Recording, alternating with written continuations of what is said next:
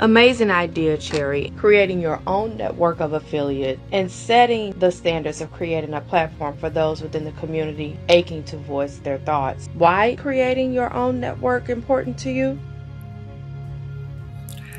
When I start to take credit for something that was given to me by inspiration, it's time for me to call it quits. Humility is everything to me. So when I see popular YouTubers being censored, when I see the responses from those followers, when the responses are at times better than those who have their own podcasts, but unsure as to how to create their own platforms, as well as the many who want it, but not sure if they can do it. This is where I get my inspiration. In today's society, we have so much to discuss, and we need more voices from the community and understanding why, who, what, when, and sometimes how. So since you don't take credit, who do you give the credit to? Well, we are the largest consumers. We spend our hard-earned dollars in communities that are for us, as well as those that are not. Our dollars are respected, but our lives aren't. You have those who are with prominent status coming together attempting to purchase large networks and giving a hard time with rejection. The reason they're attempting to purchase these large networks is to empower communities with things we like to see, feel, and hear. Well, instead of purchasing your own network, why not create your own?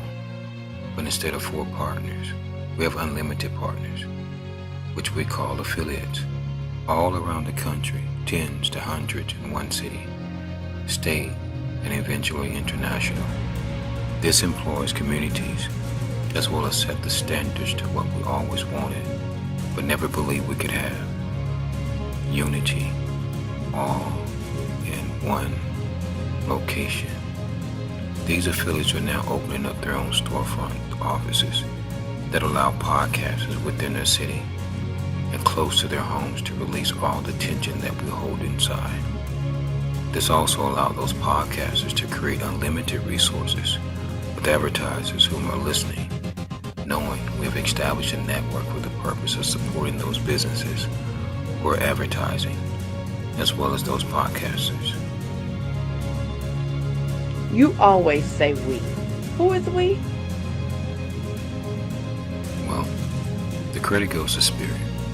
Spirit inspired me just as Spirit put specific people into my life to know when to start. He placed my sons in my life. Always wanted sons. When everyone says my children would be gangsters because of my past life, I knew different. So first I had to thank their mom, great lady, and mother. I want to thank Doc D, the brass section. Would have never met Wayne G at GFN Radio. Without GFN Radio, I would have not met so many amazing people in the radio business. We always had the blueprint, but was missing like one element: pricing. Met a gentleman by the name of Bruce Carter, and he said, I have a similar plan, but charge $30 to $40. That was it. That was all we needed to know to move forward. Spirit began to speak to my spirit, and we were listening and meeting so many others who was meant to take part in this grassroots beginning. I look at myself as a car, and Spirit gave me medicine to take to another person's home. And I'm not the driver. Spirit is. Before I get to that home, he introduces me to others, to gather experiences. Some experiences I don't do well. But it's like a babe who's always learning, always realizing that I don't know much and will always need learning. What is a perfect world to Mr. Cherry? We is a plural for purpose, and always a reminder that nothing is singular, done alone. Plural is for those who roll with me on to the appointed destination. Ken Watts, Ruth and George Fitzgerald, Sherry Thomas, Dolores McKnight, Karen Randall, Rachel Brittenham, Boudin Man, and many more, keeps one humble to where you never take away the credit where credit is due. Perfect in its Arabic term means mature. As long as we have chemical imbalances, poverty, and lack of resources, it's understanding that maturity isn't for everyone. It's only for a few.